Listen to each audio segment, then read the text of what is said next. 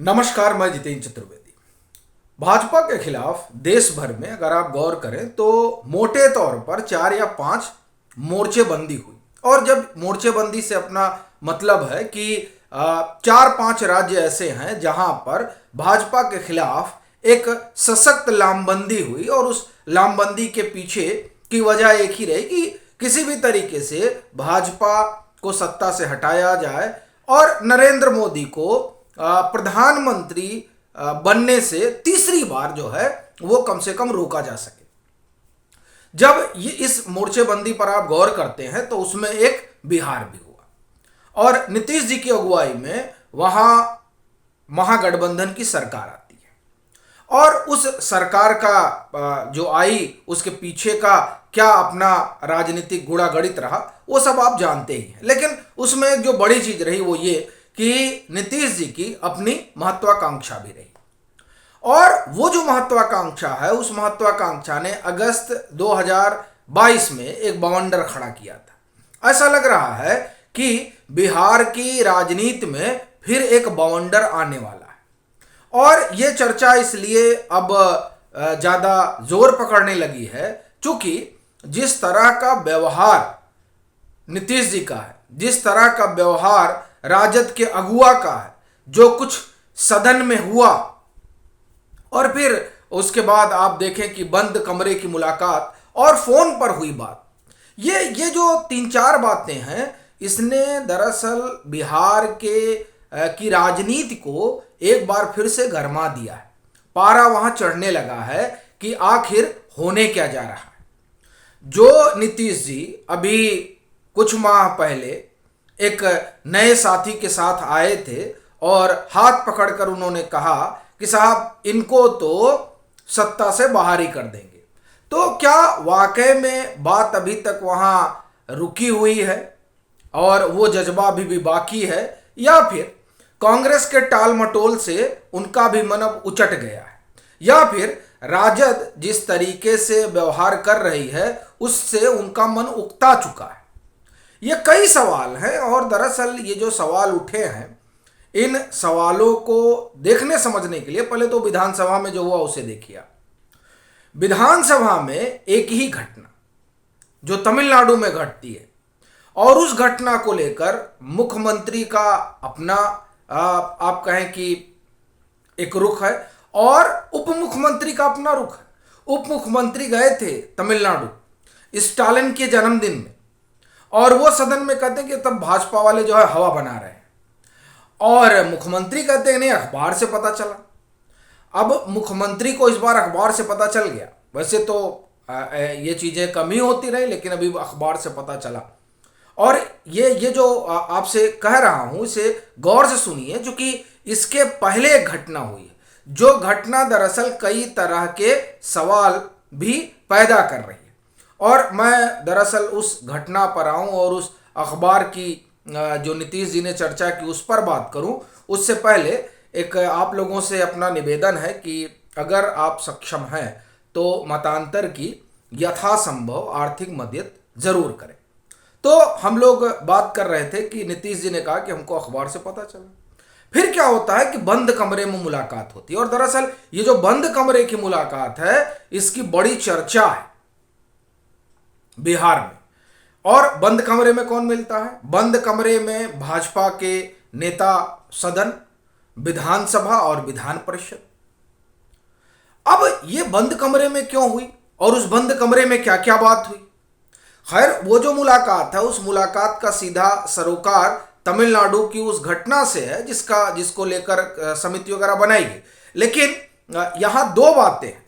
एक तो ये कि डिप्टी सीएम इसे कह रहे हैं कि ये भाजपा का अफवाह तंत्र है जो तमिलनाडु में घटना हुई और घटना दरअसल बिहार के प्रवासी से जुड़ी हुई है जहां उनके ऊपर वो अपने ऊपर तमाम तरह के अत्याचार वगैरह की बात कर रहे हैं, इस तरह का दावा है। और फिर जो कुछ हुआ उसको लेकर तेजस्वी यादव का अपना एक रुख है और उधर नीतीश जी का अपना, और फिर बंद कमरे की मुलाकात। और इस मुलाकात के बाद उन्होंने विशेष जांच कमेटी बना दी। लेकिन ये जो पूरी घटना हुई उसके पहले 1 तारीख को उनका जन्मदिन भी था। उस जन्मदिन के दिन उनको फोन आता है अमित शाह का। लेकिन अभी आप कुछ निष्कर्ष मत निकालिएगा, ठहरिएगा, निष्कर्ष बाद में क्या है उस पर हम आएंगे।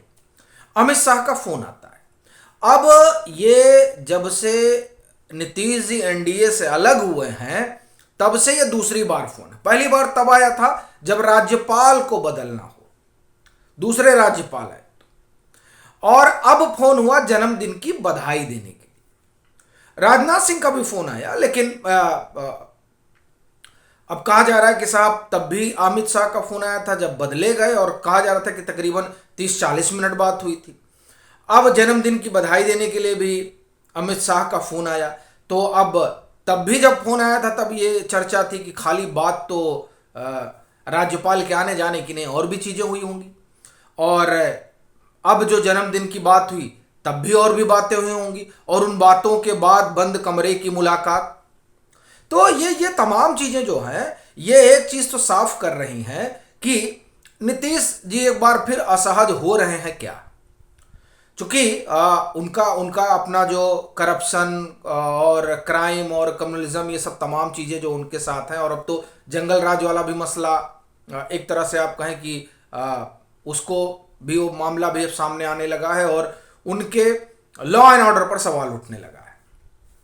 ये तमाम चीज़ें जो हो रही हैं इससे माना भी जा रहा है कि नीतीश जी थोड़ा नाराज भी हैं, और इधर राजद के तमाम नेता और मंत्री जिस तरीके से बयान दे रहे हैं वो बयान भी उनको ठीक नहीं लग रहा है।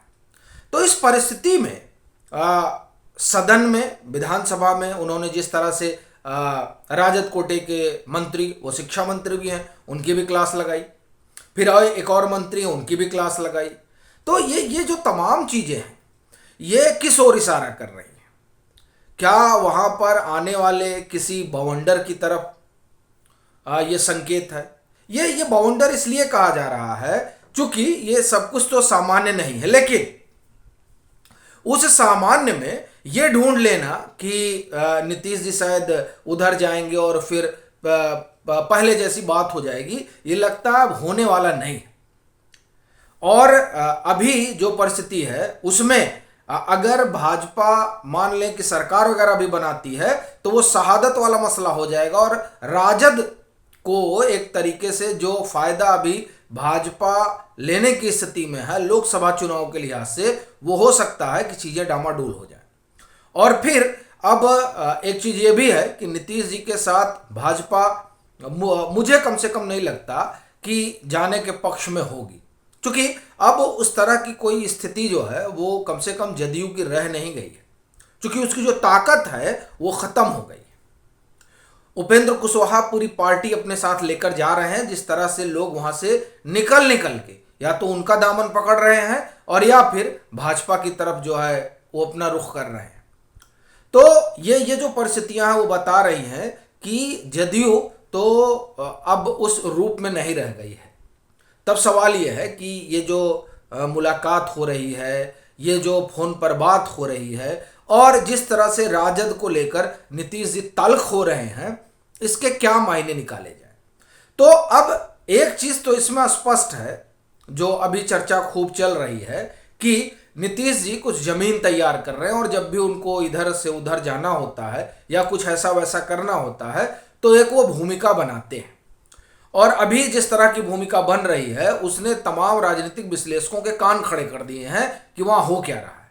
चूंकि राजद का अपना रवैया है ही है, और कांग्रेस से जो वो चाहते थे वो ऐसा लग नहीं रहा है कि मिल पाएगा। हाँ, ये बात जरूर है कि मल्लिकार्जुन खड़गे ने अभी जब ये स्टालिन वाला जन्मदिन था तो उस रोज उन्होंने कहा कि अपनी कोई प्रधानमंत्री की दावेदारी वगैरह तो नहीं है, लेकिन सवाल ये है कि तब क्या वो क्षेत्रीय दल के किसी नेता की अगुवाई कांग्रेस स्वीकार करेगी और फिर उनके नेतृत्व में आगे चलेगी? ये अपने आप में एक सवाल है। और दरअसल इस सवाल का जवाब अगर नीतीश जी को ठीक ठीक मिल जाएगा तो हो सकता है बिहार में परिस्थितियां महागठबंधन के अनुकूल रहें, नहीं तो अगर वो कोई और रास्ता अपनाते हैं और जिससे संवैधानिक संकट वाला मसला खड़ा हो जाए, तब ये जो प्रयोग हुआ था महागठबंधन को लेकर भाजपा के खिलाफ महागठबंधन का प्रयोग,